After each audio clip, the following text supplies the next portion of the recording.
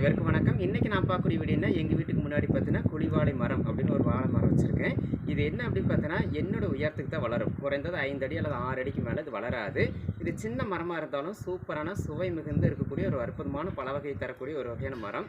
இது பச்சைநாடா பழத்தை போல இருக்கக்கூடிய ஒரு அற்புதமான சுவை மிகுந்து இருக்கக்கூடிய ஒரு மரம். அதனால தான் இது வந்து குழிவாழை மரம். இதை நான் இன்றைக்கி மரம் வச்சுருக்கேன். இந்த மரத்தை காமிக்கிறேன். இதில் பார்த்தீங்கன்னா கொலை சூப்பராக தள்ளி இருக்குது. இதில் ஏன் வந்து சர்க்கரை நோயாளி சாப்பிடலாம் அப்படின்னா இதில் இனிப்பு சுவை ரொம்ப குறைவாக இருக்கும். மரத்தை காமிக்கிறேன் பாருங்கள். இதுதான் மரம். இதில் பாருங்கள் இவ்வளோ உயர்ந்தாக இருக்குது. இதில் பாருங்கள் பழம் சூப்பராக வந்திருக்கா. இது இன்னும் ஒரு 10 நாளில் நம்மளுக்கு பழுக்க ஆரம்பிச்சிடும். இந்த மாதிரி சின்ன சின்ன செடிகளை நம்ம வீட்டுக்கு முன்னாடி வச்சு அதில் வரக்கூடிய பல வகைகளையோ காய்கறிகளையோ பறித்து நம்ம பயன்படுத்தும் போது இருக்கின்ற அற்புதமான மன மகிழ்ச்சி வேறு எதுலையும் இருக்காது. சூப்பரான ஒரு வீடியோ பார்த்துக்குன்னு நினைக்கிறேன். மீண்டும் ஒரு நல்ல வீடியோவில் உங்களை சந்திக்கிறேன். அதுவரை உங்களிடமிருந்து விடைபெறுவது உங்கள் அன்பு தோழன் பூபதி. வணக்கம்.